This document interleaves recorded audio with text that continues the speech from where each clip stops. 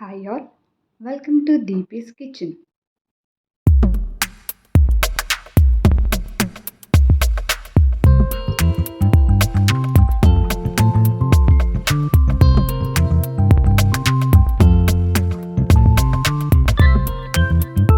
ಇವತ್ತಿನ ರೆಸಿಪಿ ಬಂದು ಚಿಕನ್ ಮಸಾಲ.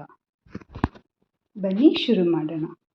ನಾನಿಲ್ಲಿ 2 ನೀರುಳ್ಳಿ, ಶುಂಠಿ, ಬೆಳ್ಳುಳ್ಳಿ, ಹಸಿಮೆಣಸು,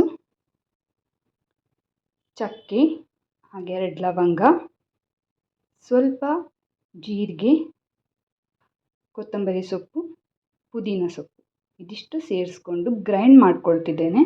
ಫೈನ್ ಪೇಸ್ಟ್ ಮಾಡಿ ರೆಡಿ ಮಾಡಿ.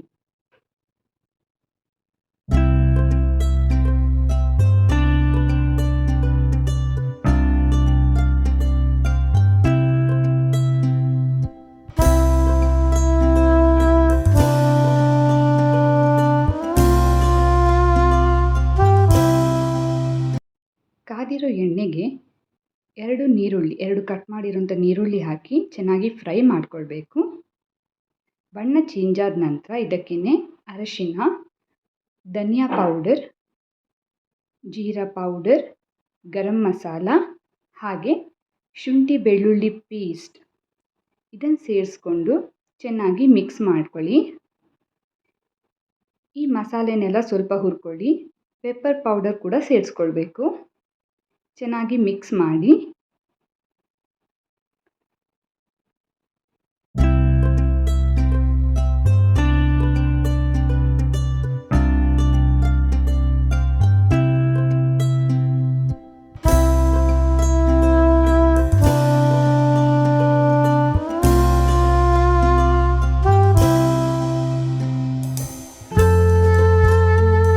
ಮಸಾಲೆ ಎಲ್ಲ ಚೆನ್ನಾಗಿ ಹುರ್ಕೊಂಡಿದ್ದೇವೆ. ಇದಕ್ಕೇ ಕಟ್ ಮಾಡಿರೋಂಥ 2 ಟೊಮ್ಯಾಟೊ ಸೇರಿಸ್ಕೊಂಡು ಚೆನ್ನಾಗಿ ಮಿಕ್ಸ್ ಮಾಡ್ಕೊಳ್ಬೇಕು.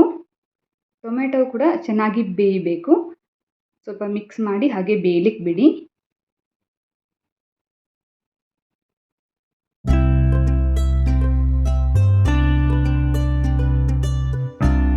ಟೊಮ್ಯಾಟೊ ಚೆನ್ನಾಗಿ ಬೆಂದಿದೆ. ಇದಕ್ಕೇ ನಾವು ರೆಡಿ ಮಾಡ್ಕೊಂಡಿರೋಂಥ ಗ್ರೀನ್ ಮಸಾಲ ಪೇಸ್ಟ್ ಇದೆ ಅಲ್ವಾ, ಅದನ್ನು ಸೇರಿಸ್ಕೊಂಡು ಚೆನ್ನಾಗಿ ಮಿಕ್ಸ್ ಮಾಡಿ ಹಾಗೆ ಹುರ್ಕೊಳ್ಬೇಕು.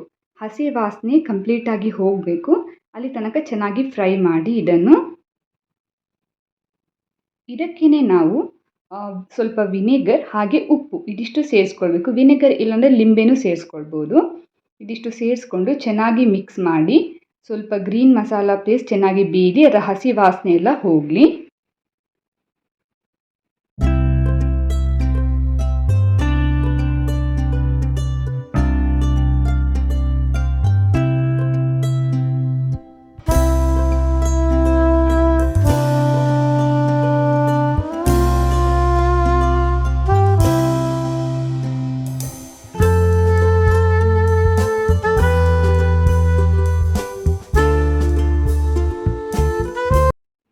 ನಾನಿಲ್ಲಿ ಸ್ವಲ್ಪ ಕರಿಬೇವು ಸೇರಿಸ್ಕೊಳ್ತಿದ್ದೇನೆ. ಮುಚ್ಚಳ ಮುಚ್ಚಿ ಬೇಯಲಿಕ್ಕೆ ಬಿಡಿ. ಚೆನ್ನಾಗಿ ಮಿಕ್ಸ್ ಮಾಡಿ.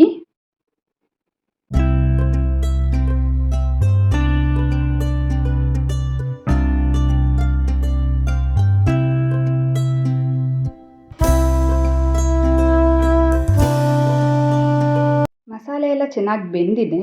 ಇದಕ್ಕೆ ಇವಾಗ ನಾವು ಚಿಕನ್ ಸೇರಿಸ್ಕೊಳ್ಳೋಣ. ಇಲ್ಲಿ 1/2 kg ಚಿಕನ್ ಇದೆ.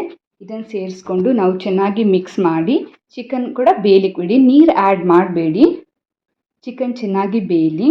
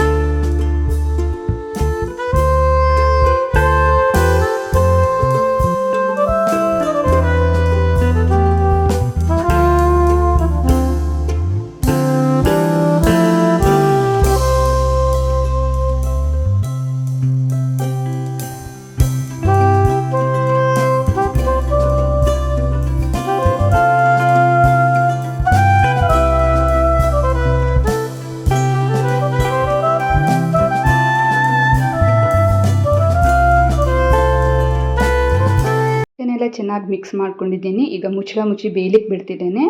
ನೋಡಿ ಈಗ ಇದು ಆಲ್ಮೋಸ್ಟ್ ಬೆಂದಿದೆ.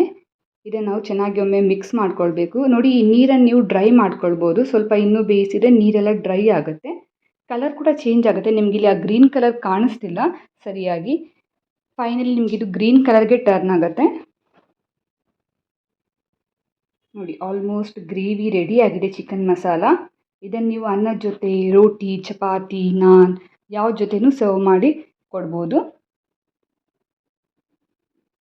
ಚಿಕನ್ ಮಸಾಲ ರೆಡಿಯಾಗಿದೆ. ನೀವು ಮನೆಯಲ್ಲೊಮ್ಮೆ ಟ್ರೈ ಮಾಡಿ ಹೇಗಾಗಿದೆ ಅಂತ ತಪ್ಪದೆ ಕಮೆಂಟ್ ಮಾಡಿ ತಿಳಿಸಿ. ಇಷ್ಟ ಆಗಿದ್ದಲ್ಲಿ ಲೈಕ್ ಮಾಡಿ, ಶೇರ್ ಮಾಡಿ. ಮತ್ತೊಂದು ರೆಸಿಪಿಯೊಂದಿಗೆ ಸಿಗೋಣ. ಅಲ್ಲಿವರೆಗೆ ಟೇಕ್ ಕೇರ್. ಬಾಯ್.